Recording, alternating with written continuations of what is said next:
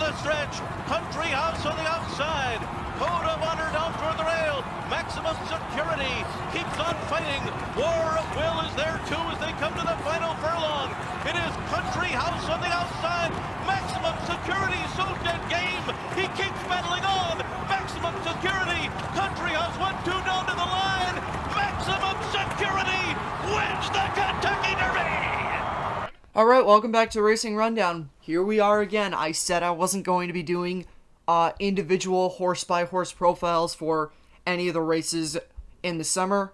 Well, I lied. I have decided that I will be doing Haskell profiles for each of the horses running in the Haskell that will be this coming Saturday. Conditions for the Haskell contested a 1 1/8 Monmouth Park on the dirt. Winning, you're in for the Breeders' Cup Classic. So if you win this race, you're automatically in the Breeders' Cup Classic. You get a travel stipend. Every horse that's not based in California is eligible for that travel stipend. The only horse in this particular race, the Haskell, that would not get that is Mucho Gusto, since he is based in California.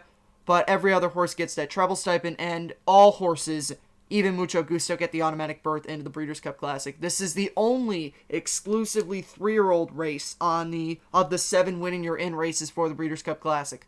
So let's get started with the Buzz horse, the horse that has caused all the controversy, or not caused, it has been the center of all the controversy this spring since the Kentucky Derby. I know I have taken a lot of heat for my opinions about Maximum Security, but we'll be talking about him in this video. So if you forgot, Maximum Security, trained by Jason Service, ridden by Luis Saez, homebred by Gary and Mary West by New Year's Day at a Little Indy by Anna Sheed. Maximum Security was a 16 claimer, was undefeated headed into the Kentucky Derby, won the Florida Derby, wire-to-wire, very dominating performance. And then, as I'm sure everybody has heard, Kentucky Derby comes around, Maximum Security ships out 5 lanes, initially wires the field in the Kentucky Derby. Stewards deliberate after a couple of jockeys' objections. Maximum Security is disqualified and placed 17th behind the worst finishing of the horses he interfered with. That would be Long Range Toddy and jockey John Court. And then his last time out, Pegasus Stakes, went a little bit faster than he had ever gone in his career before. Tired out. King for a Day, who is also running in the Haskell, beat him in the Pegasus Stakes. And the thing I'll say about Maximum Security is that he's a very one-dimensional horse. He's very much like Newspaper of Record. He has his running style, and he has to stick to it.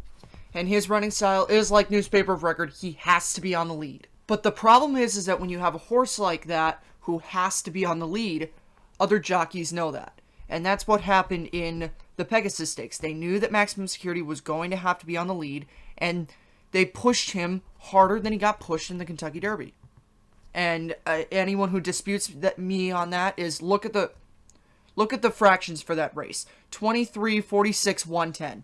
My cutoff point, if you remember back to the Kentucky Derby, was I said, if Maximum Security gets 3/4 of a mile in 111 or over, so a final time of over 111 or at 111, he was going to win the race wire to wire. But if it was faster than 1 minute 11, that Maximum Security was going to get beat. And you saw that in the Pegasus Stakes. King for a Day was able to outlast him more. Maximum Security went faster than he had gone in either the Florida Derby or the Kentucky Derby. And, I don't know why he wasn't challenged in the Kentucky Derby, but, my guess is that a rider didn't want to sacrifice their chances to take Maximum Security out of the race, which is understandable.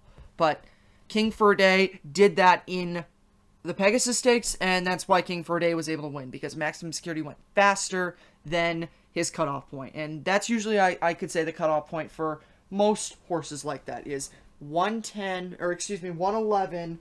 If it's slower than that, then they'll win the race, and if it's faster than that, good luck.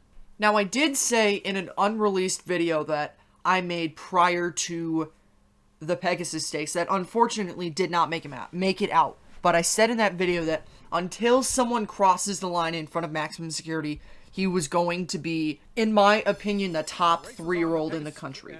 I did also say that Maximum Security should have beat that field that he ran against in the Pegasus Stakes on his worst day.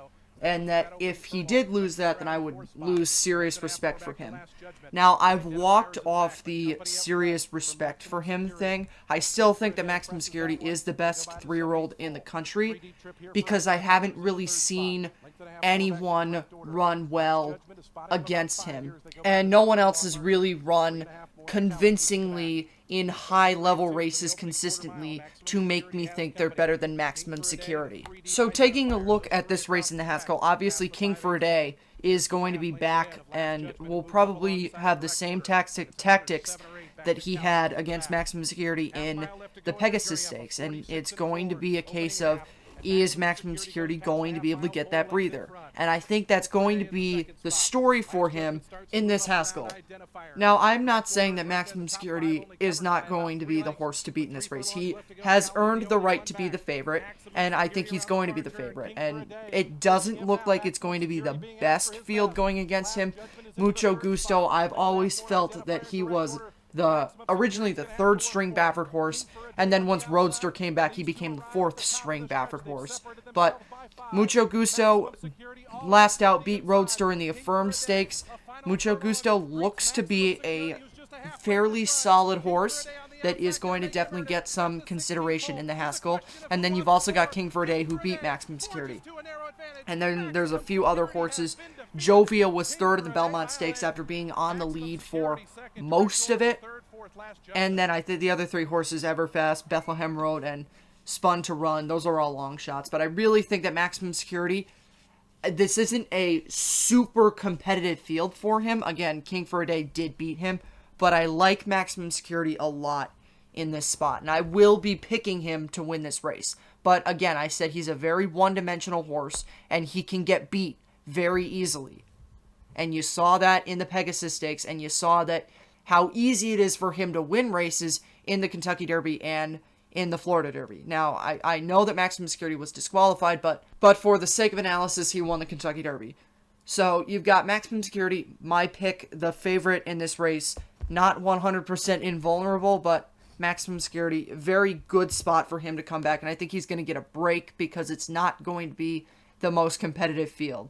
And then we'll see where Maximum Security goes from the Haskell. I think if he loses the Haskell, though, it would be a very serious ding to his contention of being the best 3-year-old in the country. But again, we're going to talk about all that after the Haskell. So with all that being said, that's it for this video. If you want more from Racing Rundown, remember to subscribe to us on social media, Instagram, Racing Rundown Podcast, Twitter, Rundown Racing. You can also get the podcast weekly uploads on iTunes and Spotify, wherever you get your podcasts at. I will see you guys in the next video that will probably be tomorrow. Mucho gusto.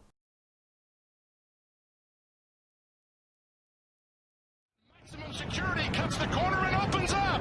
Maximum Security, less than a quarter of a mile to go, and he's 6 on top. Second is Bodie Express. He's running a huge race.